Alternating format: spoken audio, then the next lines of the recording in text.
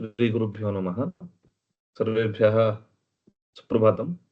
कक्षां प्रति सादरं स्वागतम्। इदानीं वयम् आरभामहे।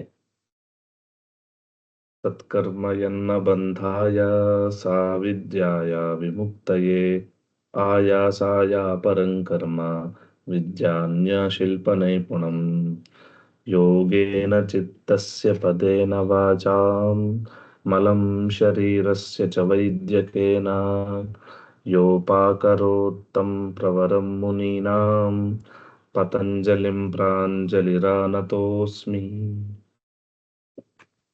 इतः परं मातृश्रीः अनुवर्तिष्यति।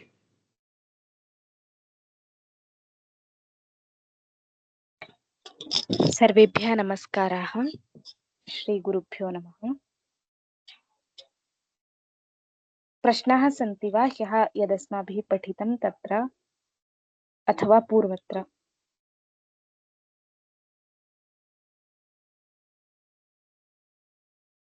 नमस्ते। हाँ भगिनी पृच्छतु। सारस्वती किमर्थम् इति उक्तं? सरस्वती एकमेव किल? न, सरस्वती इत्युक्तौ देवी सरस्वती। सरस्वत्याः सम्बद्धः यागः सारस्वतयागः। इदानीं दशरथः वर्तते। दशरथस्य पुत्रः दाशरथिः भवति। एवं खलु? तत् अत्र पुत्रः इति न, परन्तु सरस्वत्याः सम्बद्धः यागः, सरस्वतीम् उद्दिश्य यागः क्रियते इति सारस्वतयागः। धन्यवादः। अस्तु, अन्ये प्रश्नाः?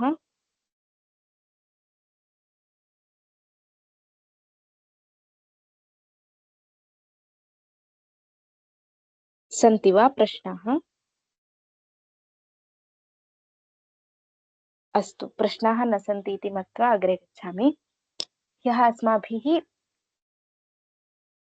सारस्वताः मा भूम इत्यध्येयं व्याकरणम् इत्युक्तम्। इत्युक्तौ प्रायश्चित् यागकाले ये दोषाः क्रियन्ते, अपशब्दाः उच्चार्यन्ते, तेषाम् अपशब्दानाम् उच्चारणेन यत् पापं प्राप्यते तस्य प्रायश्चित्तार्थं सारस्वतयागः कर्तव्यः इति यागे निर्दिष्टं वर्तते। तादृश प्रायश्चित्तीयाः वयं मा भूम इत्यध्येयं व्याकरणम्। इत्युक्तौ अपशब्दप्रयोक्तारः वयं मा भूम इत्यस्मात् व्याकरणाध्ययनं कर्तव्यम् इति अस्माभिः ज्ञातमासीत्। अग्रिमं प्रयोजनं तावत् इदानीं दशम्यां पुत्रस्य इति प्रयोजनं तत्र दशम्युत्तरकाले यः उत्पन्नः पुत्रः तस्मै नामकरणं कर्तव्यं। तच्च यन्नाम प्रदीयते तन्नाम कथं भवेत् इति याज्ञिकाः तत्र पठन्ति। दशम्युत्तरकालं पुत्रस्य जातस्य नाम विदध्यात्। तच्च नाम कीदृशं भवेत् इत्युक्तौ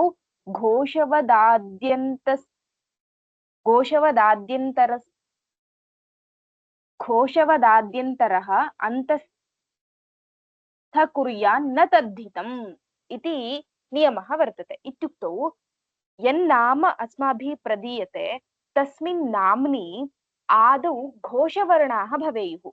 घोषवर्णाः इत्युक्तौ वर्गः इत्युक्तौ क ख ग घ ङ इत्येकः इति वर्गः। च च ज च छ ज झ ञ इति वर्गः।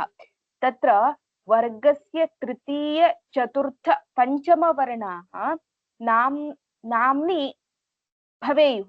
वर्गस्य तृतीय चतुर्थ पञ्चमवर्णाः भवेयुः। एवम् अन्तस्थवर्णाः भवेयुः। अन्तस्थवर्णाः इत्युक्तौ यरलवा अन्तस्थाः इति उच्यते। ते वर्णाः भवेयुः।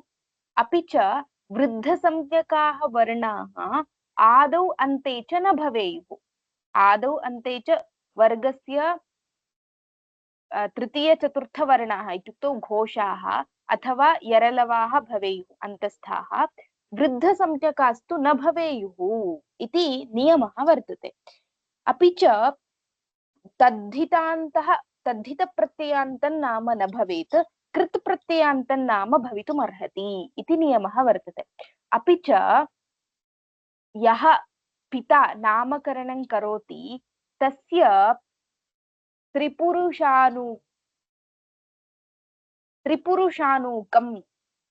त्रिपुरुषानूकम् अनरिप्रतिष्ठितं भवेत्।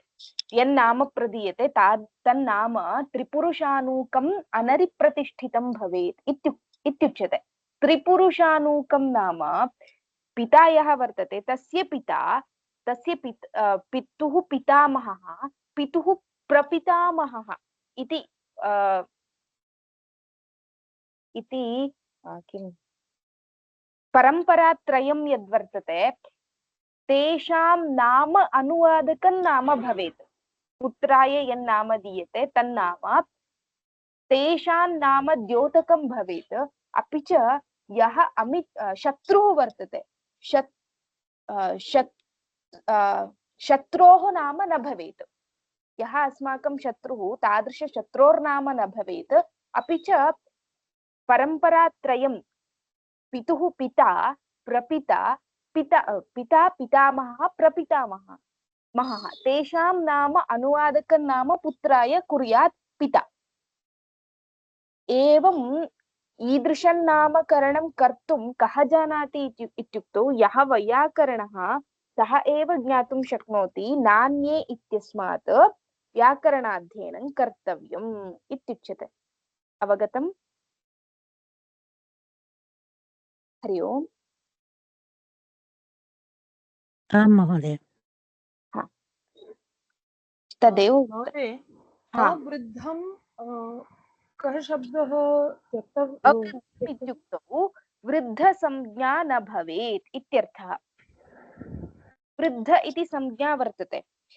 यस्या चामादिस्तद्वृद्ध इति वृद्धसंज्ञा विधीयते पाणिनिना।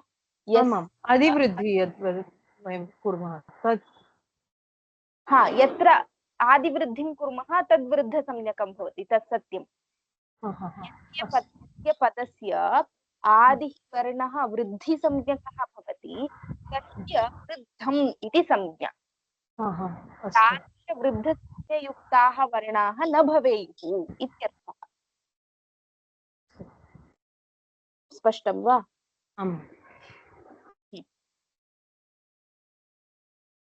अपि च नाम अक्षरद्वययुक्तं वा अक्षरचतुष्टययुक्तं वा भवेत् इति नियमः उच्यते। ईदृशं नामकरणं यः वैयाकरणः पिता सः एव कर्तुं शक्नोति, यः अवैयाकरणः स तु कर्तुं न शक्नोति इत्यस्माद् अध्येयं व्याकरणम् इत्युच्यते। तदेव उक्तं दशम्यां पुत्रस्य याज्ञिकाः पठन्ति दशम्युत्तरकालं पुत्रस्य जातस्य नाम विदध्यात् घोषवदाद्यन्तः अन्तस्थमवृद्धं त्रिपुरुषानूकम् अनरिप्रतिष्ठितं तद्धि प्रतिष्ठिततमं भवति। तादृशं नाम एव प्रतिष्ठिततमं नाम भवति इत्यर्थः। द्व्यक्षरं चतुरक्षरं वा नाम कृतं कुर्यात् न तद्धितम् इति। न च अन्तरेण व्याकरणं कृतः तद्धिताः वा शक्याः विज्ञातुम् दशम्यां पुत्रस्य इति। एवं यः अवैयाकरणः सः तु कृत्प्रत्ययान् वा तद्धितप्रत्ययान् वा न जानाति इति कृत्वा व्याकरणाध्ययनं कर्तव्यम्। अन्ते उक्तं पश्यन्तु, कृतं कुर्यात् न तद्धितम् इति। तत्र इदानीं प्रदीपकारैः दशम्युत्तरकालम् इति यत् प्रयुक्तं पदं तस्य पदस्य समासविषये किञ्चित् चिन्तनं कुर्वन्ति। दशम्युत्तरकालम् इत्यत्र समासः कथम् इति। तत्र दशम्याः उत्तरः दशम्युत्तरः इति पञ्चम्यन्तं पञ्चम्यन्तः समासः, पञ्चमी तत्पुरुषः।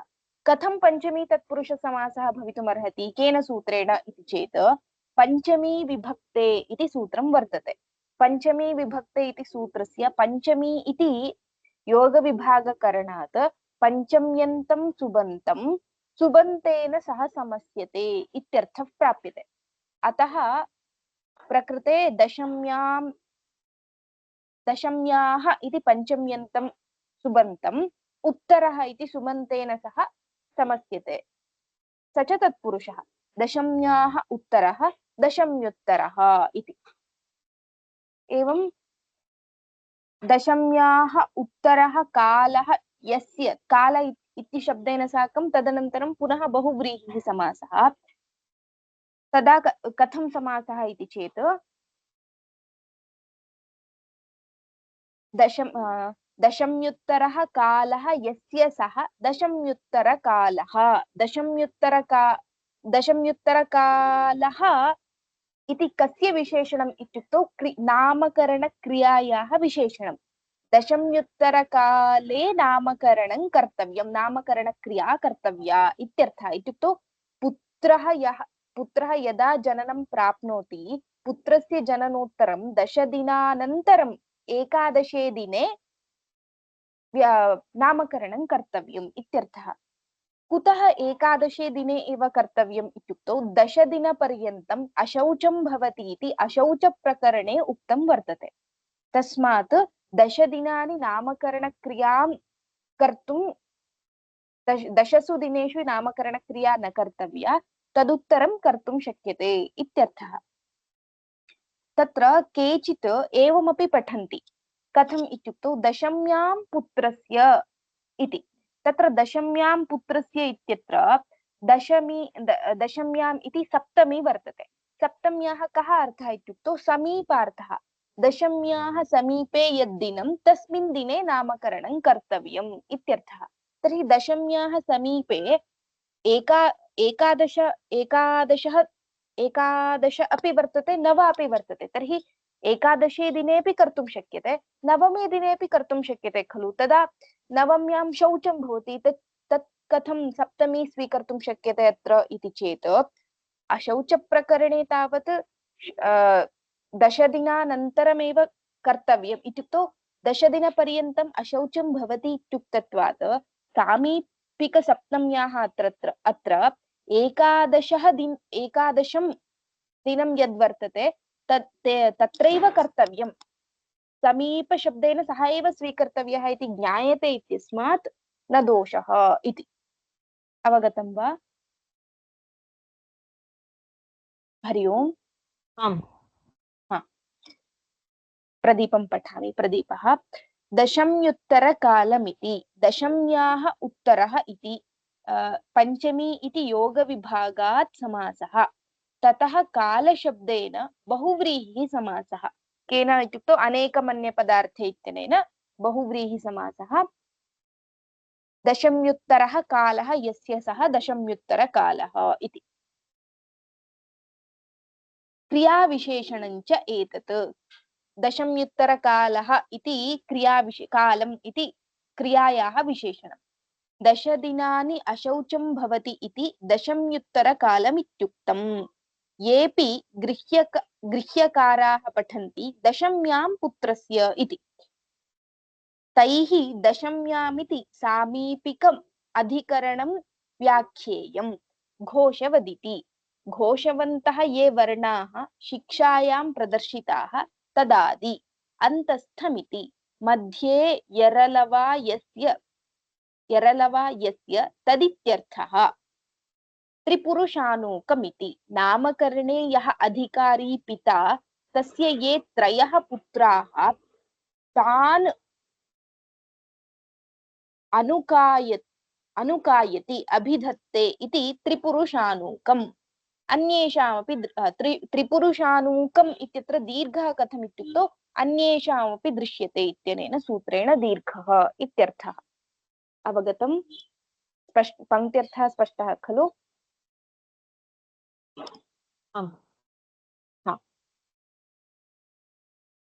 प्रयोजनेषु अग्रिमं प्रयोजनं पठ्यते।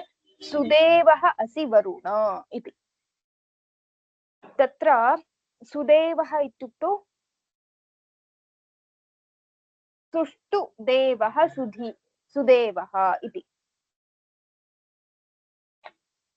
सुदेवः असि वरुण यस्य ते सप्त सिन्धवः अनुक्षरन्ति काकुदं सूर्म्यं सुशिरामिव इति। तत्र भवान् वरुण यः वर्तते भवान् सुष्टु सत्यदेवः, सुदेवः इत्युक्तौ सत्यदेवः इत्यर्थः। भवान् सत्यदेवः असि। कस्मात् भवान् सत्यदेवः इति चेत् सप्तसिन्धवः इत्युक्तौ सप्तसिन्धवः इत्युक्तौ सप्तविभक्तयः इत्यर्थः। सप्तविभक्तयः काकुदं प्रविश्य, काकुदम् इत्युक्तौ तालुस्थानम् इत्यर्थः। तालुस्थानं प्रविश्य सप्तविभक्तयः उत्पद्यन्ते इति कृत्वा भवान् सत्यदेवः असि। यथा सूर्मिम् इत्युक्तौ मूर्तिः, अयसः मूर्तिः इत्यर्थः।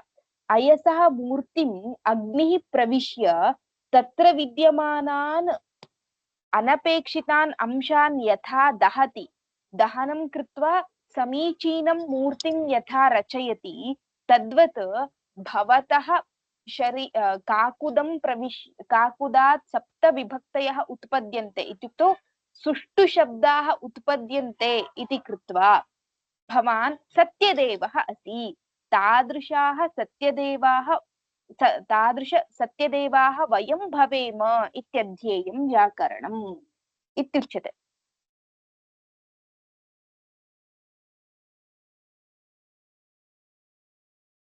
तत्र यस्य ते सप्तसिन्धवः इत्यत्र यस्य इति षष्ठी विभक्तिः तावत् पञ्चम्यर्थे प्रयुक्तः। यस्मात् यस्मात् ते सप्तसिन्धवः इत्यर्थः।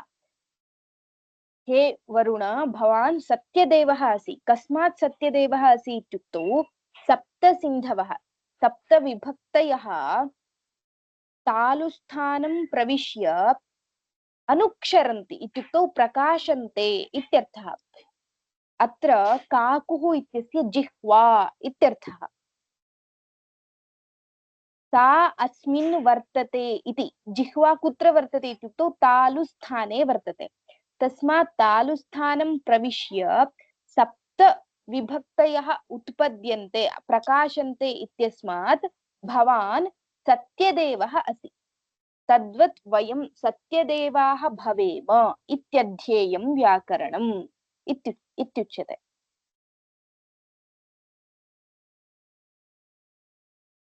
महोदय, वरुणस्य किमर्थम् उल्लेखम्? वरुणः कः वदन्तु। यः वरुणः इति अत्र प्रतीकग्रहणं, भगवान् इत्यर्थः। वरुणस्य नाम स्वीकृतं तावदेव।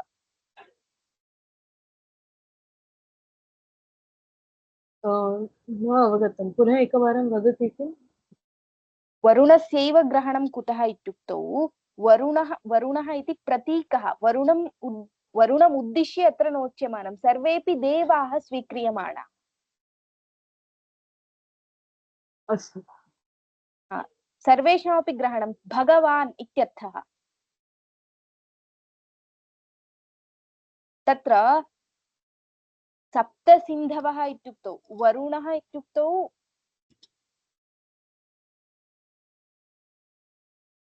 किं जलदेवः खलु। सत्यम्। अत्र सप्तसिन्धवः इत्युक्तौ सागरविषये उच्यते।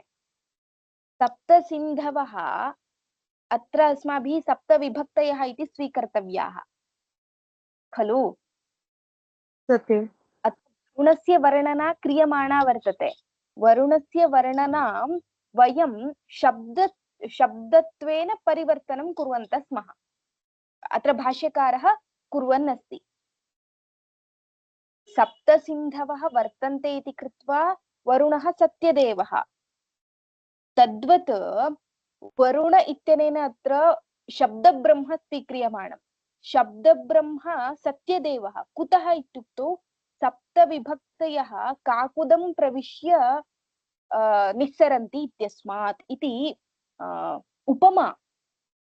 यथा वरुणः तद्वत् शब्दः इति। अवगतम्। अवगतं वा? हरि ओम्। आम् आम् अवगतम्। सुदेवो असि वरुण, सुदेवः असि वरुण, यस्य ते सप्त सिन्धवः अनुक्षरन्ति काकुदं सूर्म्यं सुशिरामिव। सुदेवः असि वरुण, सत्यदेवः असि, यस्य ते सप्त सिन्धवः सप्त विभक्तयः अनुक्षरन्ति काकुदं, काकुदं नाम तालु, काकुः जिह्वा, सा अस्मिन् उत्पद्यते इति काकुदं, सूर्म्यं सुशिरामिव, तद्यथा सुशोभनाम् ऊर्मिं सुशिराम् अग्निः सुशोभनां सुशिराम् ऊर्मिम् अग्निः अन्तः प्रविश्य दहति, एवं सप्त सिन्धवः सप्त विभक्तयः ताल्वाम् अनुक्षरन्ति, तेन असि सत्यदेवः, सत्यदेवाः स्याम इत्यध्येयं व्याकरणम् इत्युक्तम्। स्पष्टं वा? आम्।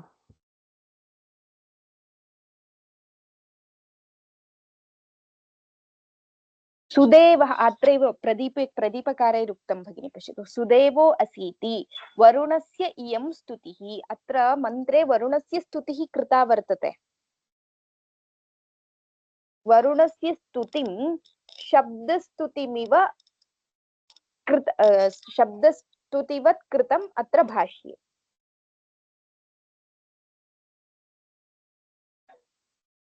अवगतम्? आम्। यतः हेतोः व्याकरणज्ञानाद् वर्णः सत्यदेवः, क्षम्यतां, व्याकरणज्ञानाद् वरुणः सत्यदेवः, ततः हेतोः अन्ये अपि सत्यदेवाः भवन्ति इत्यर्थः। सिन्धवः इति नद्याः इव विभक्तयः इत्यर्थः। पश्यन्तु, नद्या इव इति उपमार्थे, यथा वरुणस्य वर्णनं कृतम् अत्र मन्त्रे, तद्वत् शब्दस्य वर्णनमपि अत्र कर्तुं शक्यते इत्यर्थः। तालुम् अनुप्राप्य प्रकाशन्ते इत्यर्थः। तास्मिन् उत्पद्यते इति अनेकार्थत्वात् धातूनाम् उत्क्षिप्यन्ते इत्यर्थः। उद्यते इत्यस्य उत्क्षिप्यते इत्यर्थः। सूर्म्यम् इति सूर्मिम् इति प्राप्ते अमिपूर्वः इति वाच्छन्दसि इत्यनुवृत्त्या यणादेशः। अत्र सूर्म्यम् इत्यत्र यण् केन सूत्रेण इत्युक्तौ वाच्छन्दसि इति इत्यनेन सूत्रेण यणादेशः इत्यर्थः। अवगतं वा? सूर्मि इति प्राप्ते इत्युक्ते सूर्मि इति इकारान्ते प्राप्ते, सूर्मि इति इकारान्ते प्राप्ते ततः वाच्छन्दसि इति इत्यतः एकवारं। परन्तु सूर्मि इत्युक्ते किं? प्राप्ते तस्य अर्थः वा? न, सूर्मि इत्यस्य अयसः मूर्तिः इत्यर्थः। अस्तु। अयसः मूर्ति सूर्मि इति सूर्म्यम् इति कथं सिद्धं, यण् कथम् इति विचारः तत्र कृतः। अस्तु, तद् अवगतं, परन्तु सूर्मि इत्युक्ते किं तस्य विषये? अस्तु इदानीम् अवगतम्। सूर्मि इत्युक्तौ अयसः विशेषः इत्यर्थः, अयसः मूर्तिः इत्यर्थः। अयसः मूर्तिम् अग्निः प्रविश्य तत्र विद्यमानान् अंशान् यथा इत्युक्तौ अनपेक्षितान् अंशान् यथा दहनं करोति, दहनं कृत्वा समीचीनं मूर्तिं यथा रचयति, तद्वत् काकुदं प्रविश्य वर्णाः उत्पद्यन्ते, समीचीनवर्णाः उत्पद्यन्ते इति कृत्वा तेन ब्रह्मप्राप्तिः भवति इत्यर्थः। तत्र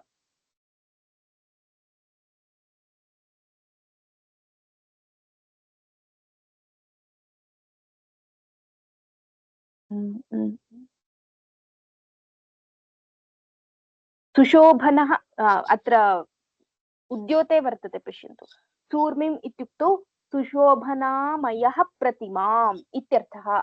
अयः प्रतिमाम् अग्निः प्रविश्य इत्यर्थः। अवगतं वा? आम् आम् तत्र प्रविश्य तत्रत्यं मलं यथा भस्मीकरोति तद्वत् अत्र तालुस्थानं प्रविश्य शरीरे विद्यमान पापानां नाशं कुर्वन्ति सुष्ठुशब्दाः इत्यर्थः। अस्तु, अन्ये प्रश्नाः सन्ति वा?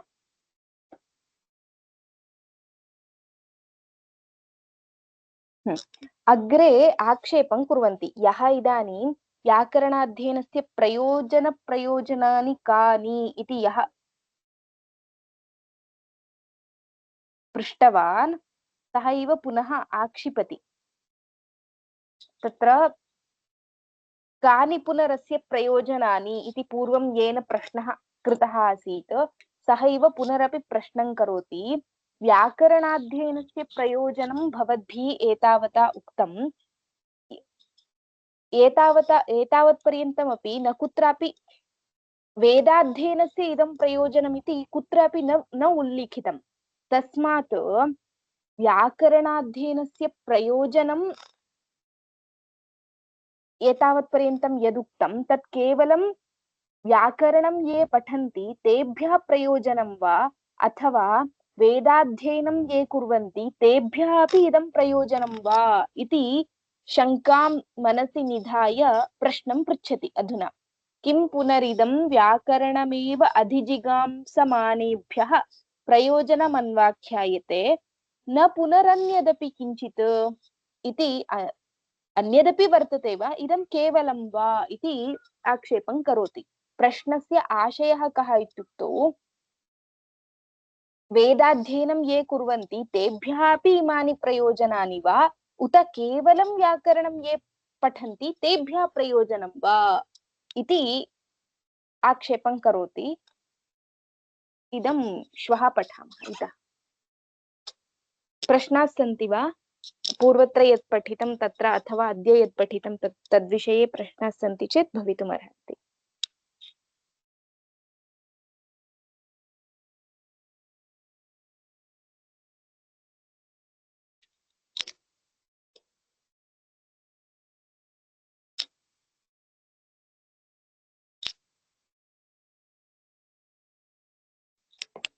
हरि ओम्।